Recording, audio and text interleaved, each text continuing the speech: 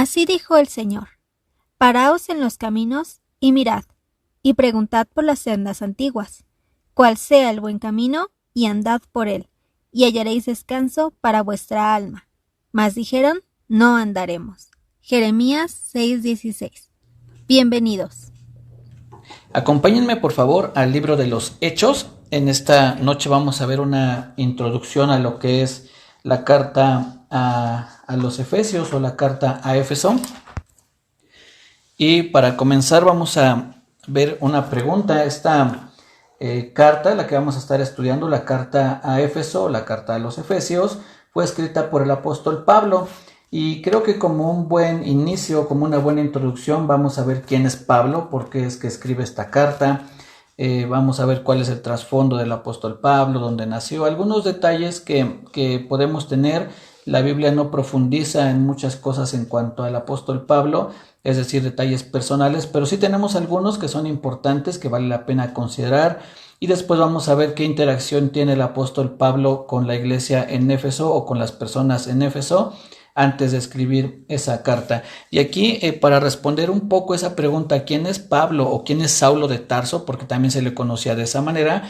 En palabras del mismo apóstol Pablo, en Hechos capítulo 22, verso 3, dice lo siguiente, está hablando obviamente el apóstol y dice: yo de cierto soy judío, nacido en Tarso de Cilicia, pero criado en esta ciudad, instruido a los pies de Gamaliel, estrictamente conforme a la ley de nuestros padres, celoso de Dios, como hoy lo sois todos vosotros. Vuelvo a leer el principio del verso 3, dice: yo de cierto soy judío.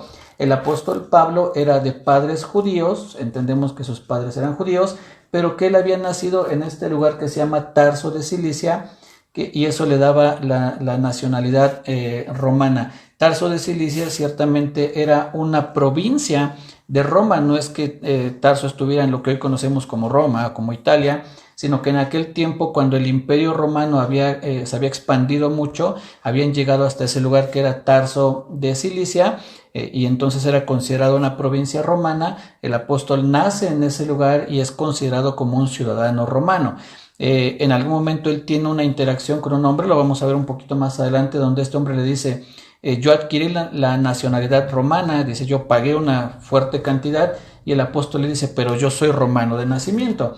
¿Por qué? Porque había nacido en este lugar que se llama Tarso, que está en lo que hoy es Turquía, lo que hoy conocemos como Turquía.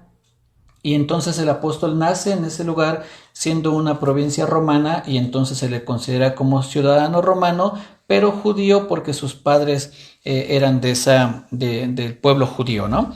Dice entonces: yo de cierto soy judío, nacido en Tarso de Cilicia. Según la tradición, se cree que el apóstol Pablo nació entre el año 5 y 10 después de Cristo. Más o menos son fechas probables, no hay una fecha exacta para poder determinar cuándo nació el apóstol, pero posiblemente habría nacido entre el 5 y el 10 después de Cristo, y habría muerto aproximadamente entre el año 58 y 67, obviamente después de Cristo. La tradición cuenta que fue decapitado cuando estaba gobernando Nerón, en los tiempos de Nerón. Es que muere el apóstol Pablo aproximadamente entre el año 58 y 67. Entonces esos son más o menos unos datos que podemos tener del apóstol, y da aquí un dato muy interesante. Dice: pero criado en esta ciudad, instruido a los pies de Gamaliel. Este Gamaliel era un hombre muy venerado por el pueblo, según lo que dice la Biblia. Si me acompañan por favor a ver lo que dice la Biblia acerca de Gamaliel, está aquí mismo en el libro de los Hechos. Nos regresamos hasta Hechos capítulo 5. Hechos capítulo 5, versos del 34 al 39. Vamos a leer un poco acerca de este hombre. Todo apunta a que este Gamaliel es a quien hace referencia el apóstol Pablo, y de quien dice que fue instruido a los pies de Gamaliel. Hechos capítulo 5, y vamos a leer a partir del verso 34. Dice: entonces, levantándose en el concilio un fariseo llamado Gamaliel, doctor de la ley, venerado de todo el pueblo, mandó que sacasen fuera por un momento a los apóstoles, y luego dijo: varones israelitas, mirad por vosotros lo que vas a hacer respecto a estos hombres, porque antes de estos días se levantó Teudas, diciendo que era alguien, A este se unió un número como de 400 hombres, pero él fue muerto y todos los que le obedecían fueron dispersados y reducidos a nada.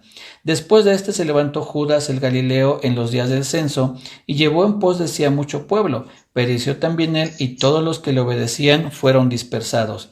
Y ahora os digo, apartaos de estos hombres y dejadlos, porque si este consejo o esta obra es de los hombres, se desvanecerá, mas si es de Dios, no la podéis destruir, no seáis tal vez hallados luchando contra Dios. Estas palabras que acabamos de leer son de este hombre Gamaliel, y el contexto a lo que acaba él de mencionar es porque estaban los apóstoles predicando acerca del Señor Jesucristo, y entonces los fariseos los apresan, los azotan, o bueno, poco después los azotan, pero en algún momento este hombre llamado Gamaliel les dice, tengan cuidado con lo que van a hacer, porque se levantó un hombre llamado Teudas, lo siguió gente, pero se murió y su movimiento se acabó. Después se levantó Judas, el Galileo, y dice, también lo siguió parte del pueblo, pero se murió y también su movimiento se acabó.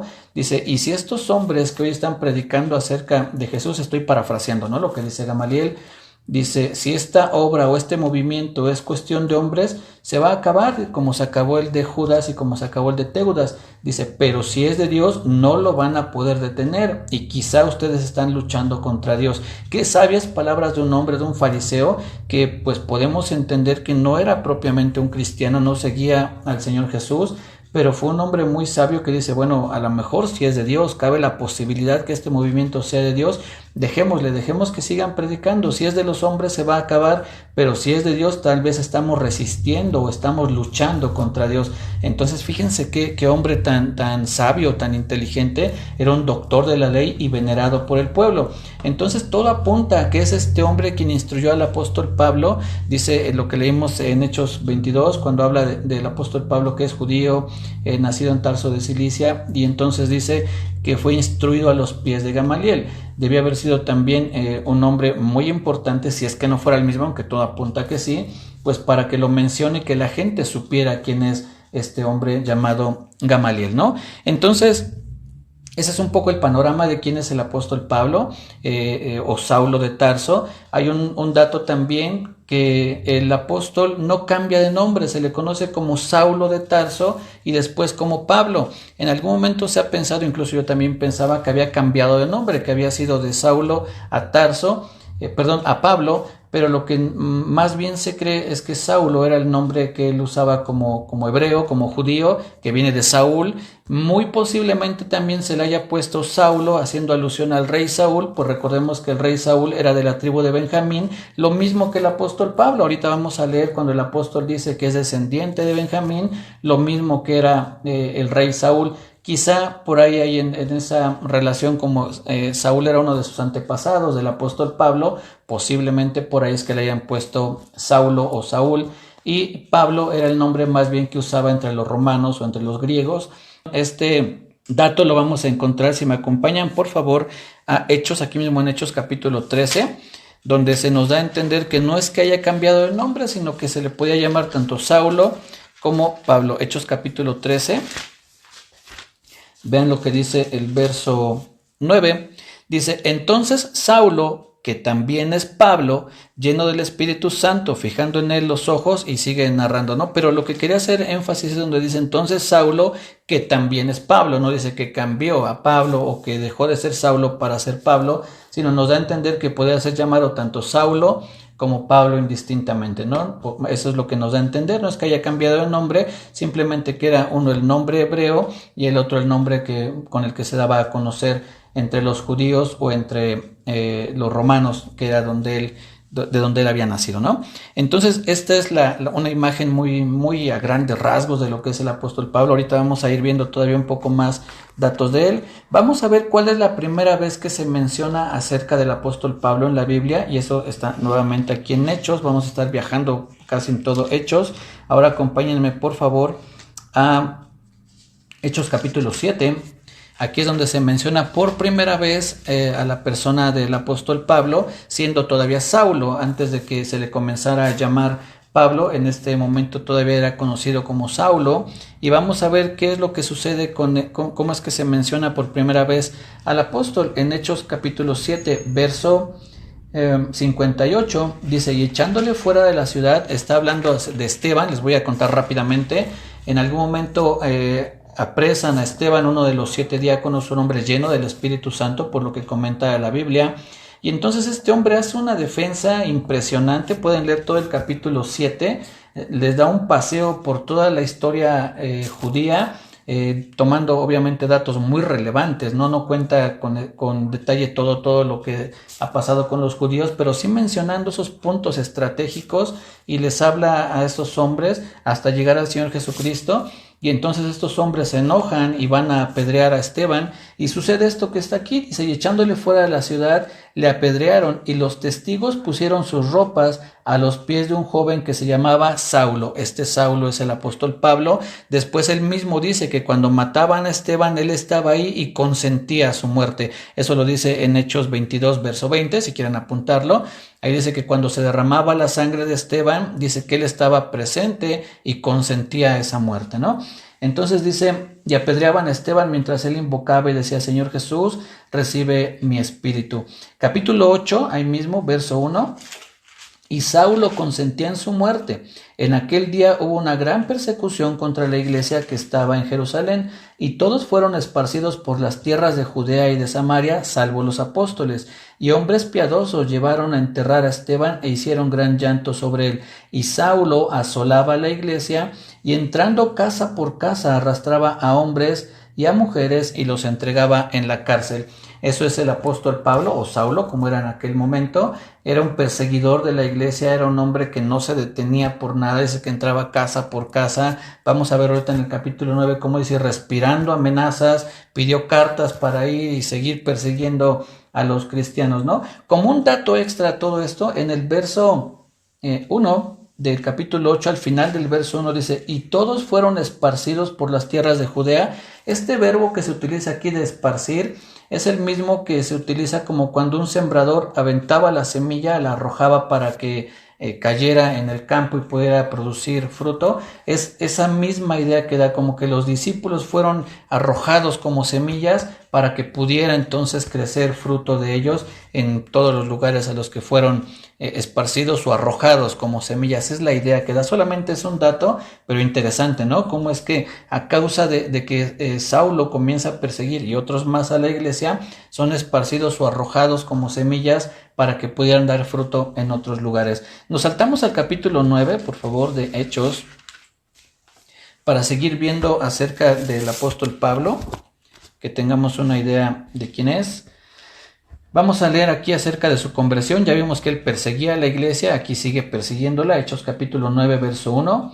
Dice, Saulo, respirando aún amenazas y muerte contra los discípulos del Señor, vino al sumo sacerdote y le pidió cartas para las sinagogas de Damasco, a fin de que si hallase algunos hombres o mujeres de este camino. Noten que camino viene con C mayúscula, dando a entender que no se refiere como a un lugar o un sustantivo, sino se está refiriendo al Señor Jesús, el camino que el Señor Jesús les había dejado. Recordemos que él dice, yo soy el camino, yo soy la verdad y soy la vida. Cuando aquí dice al camino, se refiere al Señor Jesús, ¿no?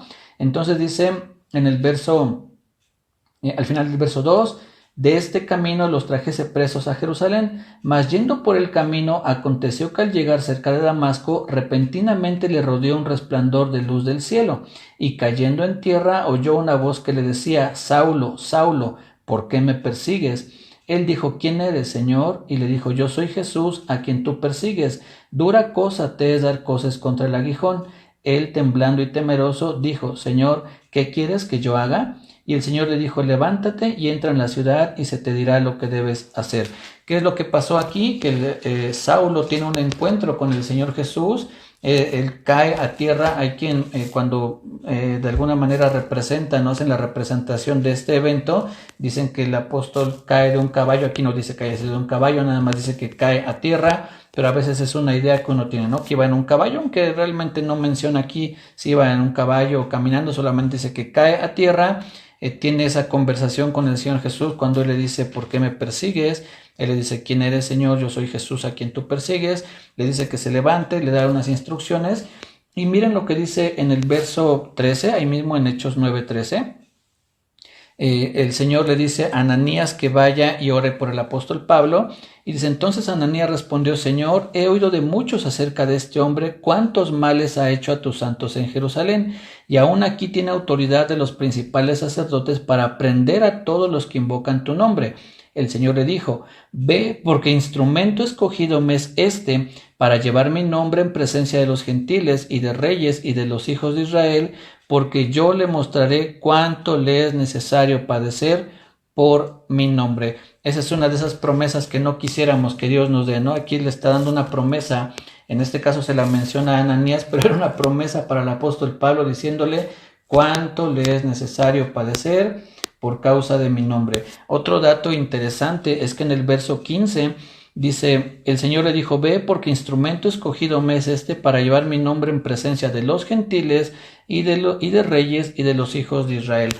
Cuando uno lee que el apóstol Pablo iba a predicarle a reyes, uno pensaría que en una cena de gala donde había reyes reunidos, que iban a hacer una especie de recepción con todos los lujos y la pompa que se esperaba. Y resulta que no, que el apóstol Pablo, cuando se presenta delante de los reyes, es estando él preso, y lo mandan a llamar para que les hable acerca, que presente una especie de defensa, ¿no? De por qué es que lo habían acusado los judíos, por qué es que estaba preso. Y entonces eso derriba muchos de lo que uno a veces espera, ¿no? En cuanto a decir: le va a predicar a reyes, y se imagina todo ese glamour que podríamos imaginar, pero no, el apóstol Pablo estaba preso, y preso es que puede llegar él a los reyes, y preso es que va él a Roma, porque en algún momento él dice: apelo a César, y entonces lo llevan detenido, lo llevan como preso hacia Roma, y entonces sigue ahí él cumpliendo con su encomienda de predicar el evangelio. Y aprovechando también el dato, se cree que es estando preso en Roma cuando escribe la carta a Éfeso, que es lo que vamos a estar estudiando. Pero cuando es llevado a Roma, se cree que en esos años en que estuvo ahí preso en Roma es cuando escribió la carta a los Efesios, ¿no? Entonces le dice el Señor a Ananías que vaya y ore por el apóstol, que todavía no era apóstol, todavía era nada más Saulo o Pablo.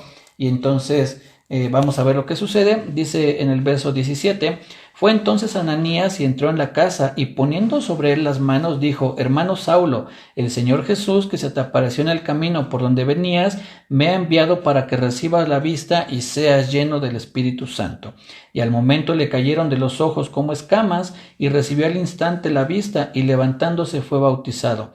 Y habiendo tomado alimento, recobró fuerzas, y estuvo Saulo por algunos días con los discípulos que estaban en Damasco. Esta es la conversión del apóstol Pablo después de perseguir a la iglesia del Señor Jesucristo, o como el mismo Señor Jesús dice: ¿por qué me persigues? Después se vuelve un seguidor del Señor Jesucristo. Algo que nos enseña también la vida del apóstol Pablo es que así como él fue un fiero perseguidor, después fue un fiero seguidor del Señor Jesucristo. Vamos ahorita a ver una diferencia o una comparación entre las credenciales que tenía el apóstol Pablo antes de convertirse a Cristo y los padecimientos, ¿no? Todo lo que en algún momento él deja por seguir al Señor Jesús y lo que le cuesta seguir al Señor Jesús.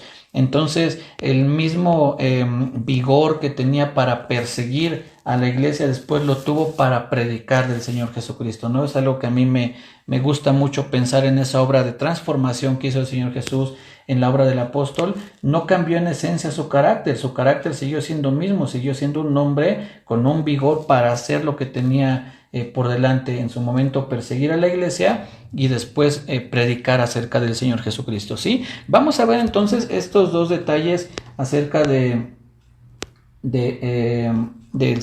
apóstol Pablo, cómo es ese contraste, ¿no? Uno de ellos, si me acompañan a Filipenses capítulo 3, ahí vamos a encontrar lo que podemos decir como las credenciales que tenía el apóstol Pablo antes de su conversión. Vamos a Filipenses capítulo 3, por favor. Y vamos a leer a partir del verso 4. Está hablando el apóstol y dice: aunque yo tengo también de qué confiar en la carne, si alguno piensa que tiene de qué confiar en la carne, yo más. circuncidado al octavo día, es decir, desde su nacimiento comenzó a cumplir la ley, no propiamente por él, esto fue una acción que tomaron sus papás, pero era parte del pacto que se había establecido en el Antiguo Testamento, que todo varón tenía que ser circuncidado al octavo día. Entonces dice, circuncidado al octavo día, del linaje de Israel, de la tribu de Benjamín, hebreo de hebreos. Esta expresión de hebreos, hay quien se refiere a que él era hebreo por descendencia y que además hablaba el lenguaje de los hebreos, que era el arameo en aquel tiempo. Otros dicen que se considera hebreos de hebreos porque es de la tribu de Benjamín, y Benjamín fue el único de los 12 hijos varones de Jacob que nació en tierra de Israel. Recordemos que los otros 11 nacen estando él con su suegro allá en la tierra de Padán Aram, estando con Labán, y cuando él regresa, cuando va hacia la tierra de Canaán, o lo que después sería Israel, ahí en el camino nace Benjamín, ya dentro de lo que es la tierra de Israel. Hay quien dice que por eso se le considera como hebreo de hebreos, es decir, un hebreo que nació en la tierra prometida. Hay otros que piensan que es porque hablaba el lenguaje de los hebreos, ¿no? Solamente son posturas. En cuanto a la ley, fariseo, es decir, si alguien conocía la ley era el apóstol Pablo. En cuanto a celo, perseguidor de la iglesia. En cuanto a la justicia que es en la ley, irreprensible, es decir, el apóstol tenía unas credenciales para los judíos que eso le daba mucho estatus, ¿no? Incluso cuando él menciona que fue instruido a los pies de Gamaliel, suponemos que era un hombre, como dice ahí, venerado por el pueblo, que tenía además una escuela o algo así para instruir, y que también se cree que pues no era económico el que pudiera estar siendo instruido, ¿no? Con ese tipo de gente. Entonces aquí el apóstol menciona todo lo que como judío, es decir, practicante del judaísmo, pues él tenía, ¿no? Imagínense lo que representaba el decir: yo soy del linaje de Israel, circuncidado al octavo día, de la tribu de Benjamín, hebreos de hebreos, en cuanto a la ley, fariseo, en cuanto a celo, perseguidor de la iglesia, y en cuanto a la justicia que es en la ley, irreprensible. Entonces esas eran las credenciales que tenía el apóstol Pablo antes de convertirse. Vamos a ver después cómo es que se presenta el apóstol Pablo una vez convertido. Acompáñenme, por favor. Vamos a 2 de Corintios, capítulo 11. Ya aquí ya el apóstol no menciona sus credenciales, sino sus padecimientos, ¿no? 2 de Corintios 11, y vamos a leer a partir del 23 hasta el 28. Dice: son ministros de Cristo, como si estuviera loco hablo, yo más, en trabajos más abundante, en azotes sin número, en cárceles más, en peligros de muerte muchas veces. De los judíos 5 veces he recibido 40 azotes menos 1. 3 veces he sido azotado con varas, 1 vez apedreado.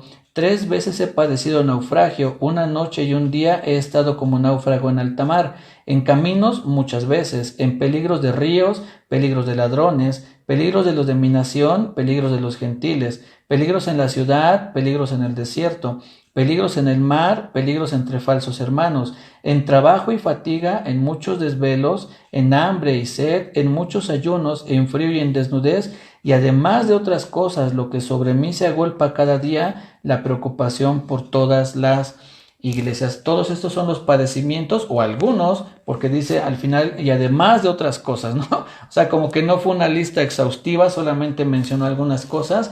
Pensamos que padeció todavía más situaciones adversas el apóstol Pablo, pero fue lo que le dijo el Señor Jesús, ¿no? Me es necesario decirle cuánto va a padecer por causa de mi nombre. Y ahí están los padecimientos que tenía el apóstol Pablo, y de los cuales tú y yo tampoco somos ajenos. Recordemos que el Señor Jesús dijo: bienaventurados cuando por mi causa os vituperen y os persigan y digan toda clase de mal contra vosotros mintiendo. Y hay también una serie de cosas que dice el Señor Jesús, ¿no? También en el mundo tendréis aflicción. Ahí están las promesas de las cuales tú y yo también en algún momento podemos padecer. El Señor Jesús nunca no nos engañó diciendo que todo iba a ser miel sobre hojuelas y color de rosa y en nubes de algodón. Va a haber padecimientos, de que los hay. Lo mismo que le pasó al apóstol Pablo en cuanto a los padecimientos, puede ser que también tú y yo padezcamos. De hecho, ya hay hermanos nuestros que sufren persecución en algunas partes del mundo, ¿no? Que son obligados a renunciar a su fe o de lo contrario a morir, y muchos han muerto por defender su fe en el Señor Jesucristo, ¿no? Entonces todo esto lo tuvo que padecer el apóstol Pablo. Dice en esta parte, dice que apedreado una vez. Y es bien curioso porque esa vez que lo apedrearon, dice que lo sacan de la ciudad pensando que estaba muerto y lo dejan ahí, y de repente el apóstol se levanta y se vuelve a meter a la ciudad. Ahí es donde les digo que puedo ver cómo así como perseguía a la iglesia, también en algún momento se volvió un seguidor del Señor Jesucristo, pero que no se iba a volver atrás por nada, ni aun que lo dieron por muerto. Si quieren vamos a leer ese es un pedacito nada más. Vamos a leerlo, está en Hechos capítulo 14, sirve que regresamos a Hechos porque ahí vamos a estar considerando varios pasajes más, ahora ya en relación al apóstol Pablo interactuando con la iglesia o con los hermanos en Éfeso. Hechos 14, verso 19 dice, es Hechos 14, 19, a ver, déjenme checo. Sí, entonces vinieron unos judíos de Antioquía y de Iconio que persuadieron a la multitud, y habiendo apedreado a Pablo, le arrastraron fuera de la ciudad pensando que estaba muerto. Pero rodeándole los discípulos, se levantó y entró en la ciudad, y al día siguiente salió con Bernabé para Derbe. Qué tremendo, ¿no? Después de que lo acaban de apedrear, se levanta y se vuelve a meter a la ciudad. Ese era el carácter que tenía el apóstol Pablo y que Dios usó para que fuera un seguidor, un predicador del Señor Jesucristo, ¿sí? Bien, todo esto, como acabamos de ver, es parte de lo que es el apóstol Pablo, dónde nació, qué fue lo que hizo, cómo es que se convirtió. Ahora vamos a ver cuál es la interacción que tiene con la iglesia o con los hermanos en Éfeso.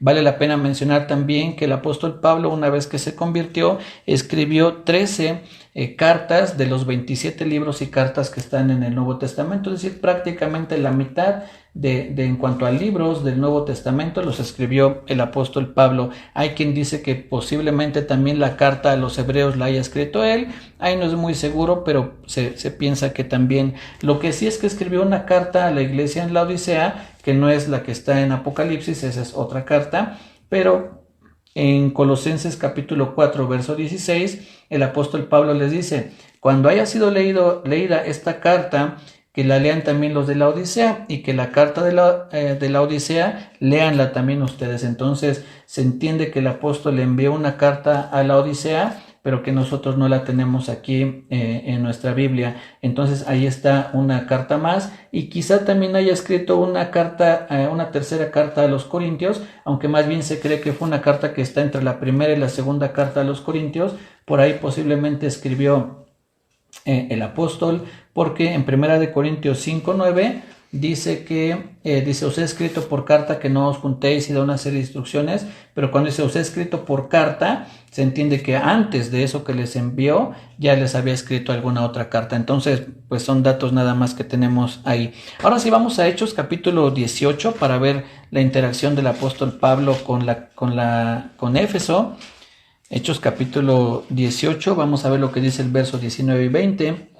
Dice, hablando del apóstol, dice: y llegó a Éfeso y los dejó allí, y entrando en la sinagoga discutía con los judíos, los cuales le rogaban que se quedase con ellos por más tiempo, mas no accedió. Esta es la primera vez que se menciona esa interacción entre el apóstol Pablo y las personas en Éfeso. Después, en el capítulo 19, del verso 1 al 6, nos vuelve a mencionar al apóstol Pablo otra vez en Éfeso, y dice así: aconteció que entre tanto que Apolos estaba en Corinto, Pablo, después de recorrer las regiones superiores, vino a Éfeso, y hallando a ciertos discípulos les dijo: ¿recibisteis el Espíritu Santo cuando creísteis? Y ellos le dijeron: ni siquiera hemos oído si hay Espíritu Santo.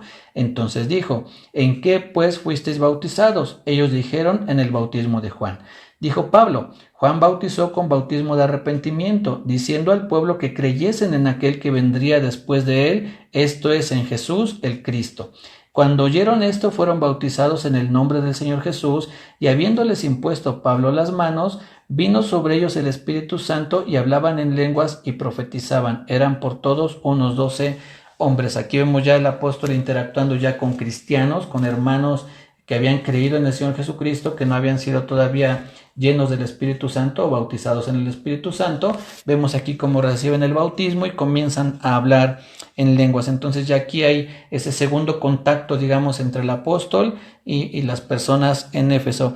Después aquí mismo en el capítulo 19, vamos a ver una situación curiosa, por decirlo así. Verso 11 dice: y hacía Dios milagros extraordinarios por mano de Pablo. Es muy interesante ver que dice que eran milagros extraordinarios, es decir, no eran los milagros ordinarios. Yo entiendo que cualquier milagro es extraordinario, es decir, cualquier milagro sale de lo común, sale de nuestro entendimiento, sale de cualquier cosa que se pueda explicar. Entonces sería un poco redundante decir un milagro extraordinario, pues ya un milagro en sí es extraordinario.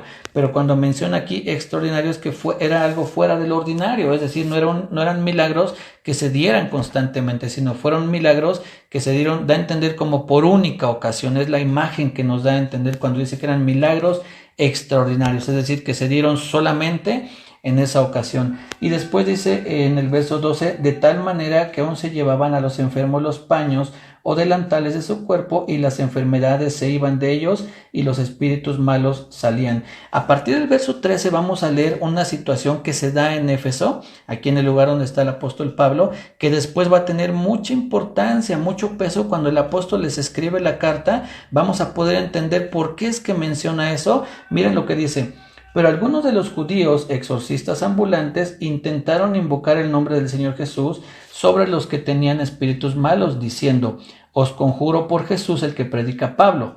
Había 7 hijos de un tal Esceva, judío, jefe de los sacerdotes, que hacían esto. Pero respondiendo el espíritu malo dijo: a Jesús conozco y sé quién es Pablo, pero vosotros quiénes sois. Y el hombre en quien estaba el espíritu malo, saltando sobre ellos y dominándolos, pudo más que ellos, de tal manera que huyeron de aquella casa desnudos y heridos. Y esto fue notorio a todos los que habitaban en Éfeso, así judíos como griegos, y tuvieron temor todos ellos, y era magnificado el nombre del Señor Jesús.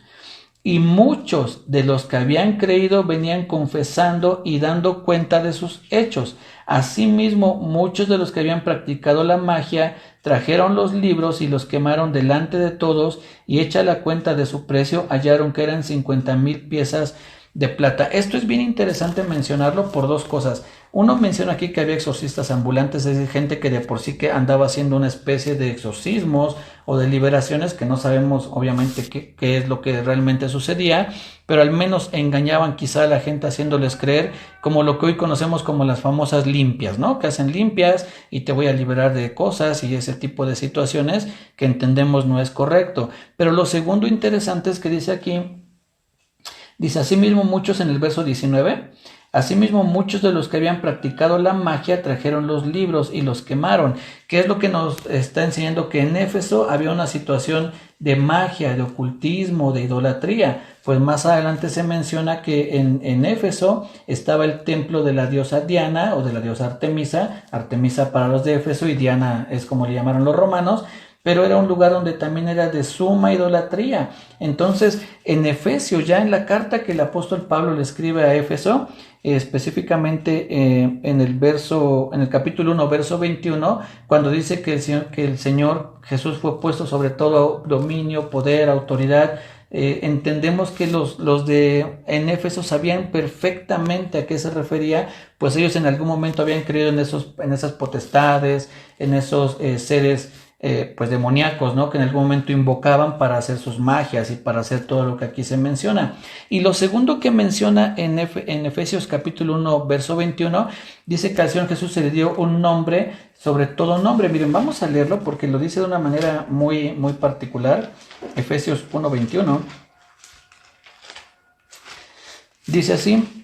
Vamos a leer desde el verso 20, Efesios 1:20, dice: la cual operó en Cristo, resucitándole los muertos y sentándole a su diestra en los lugares celestiales, sobre todo principado y autoridad y poder y señorío. Esto que menciona aquí pensamos que se refiere a esos ídolos o a esos demonios que invocaban los efesios.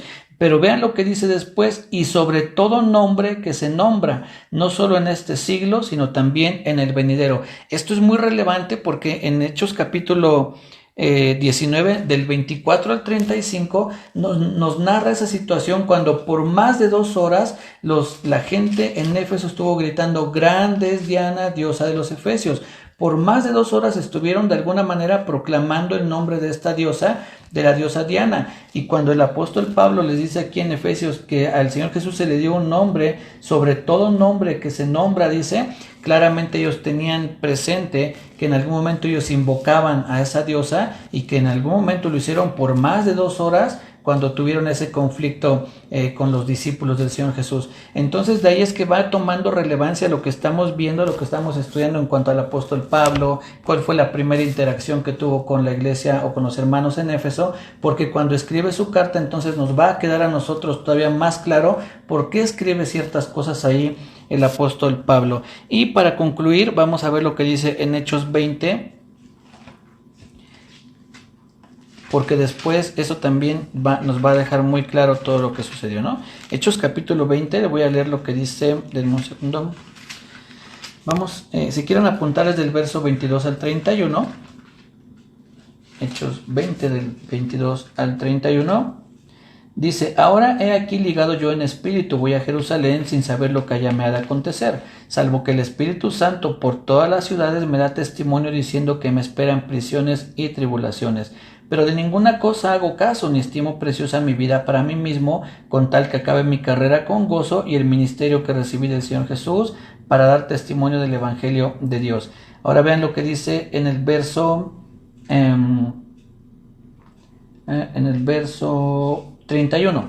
Por tanto, velad, acordándoos que por 3 años de noche y de día no he cesado de amonestar con lágrimas a cada uno. Por 3 años el apóstol Pablo estuvo trabajando con la iglesia en Éfeso, y entonces cuando él escribe su carta, como en esos 3 años suponemos que el apóstol Pablo, como dice aquí, de día y de noche estuvo trabajando en ellos, lo que les escribe la carta es como una especie de resumen de todo lo que les enseñó, y que para nosotros es como poder desarrollar todo ese gran tema que está en Éfeso o en la carta de los Efesios. Es un trabajo pero impresionante y a la vez hermoso, de mucho aprendizaje, pero eso vamos a comenzar la próxima semana. Hoy quería poner todo esto como una introducción para que tengamos un panorama general de quién es el apóstol Pablo, cuál fue la interacción con la iglesia en Éfeso y algunos otros datos que vamos a retomar la próxima semana, primeramente Dios, ya comenzando a estudiar el capítulo 1 de la carta a los Efesios. Espero que haya sido de bendición esta introducción para que la próxima semana podamos ya comenzar a estudiar. Cuídense mucho, que Dios les bendiga. Nos saludamos el martes, primeramente Dios, y el jueves estudiando la carta a los Efesios. Un abrazo, que Dios les bendiga. Esto fue Sendas Antiguas.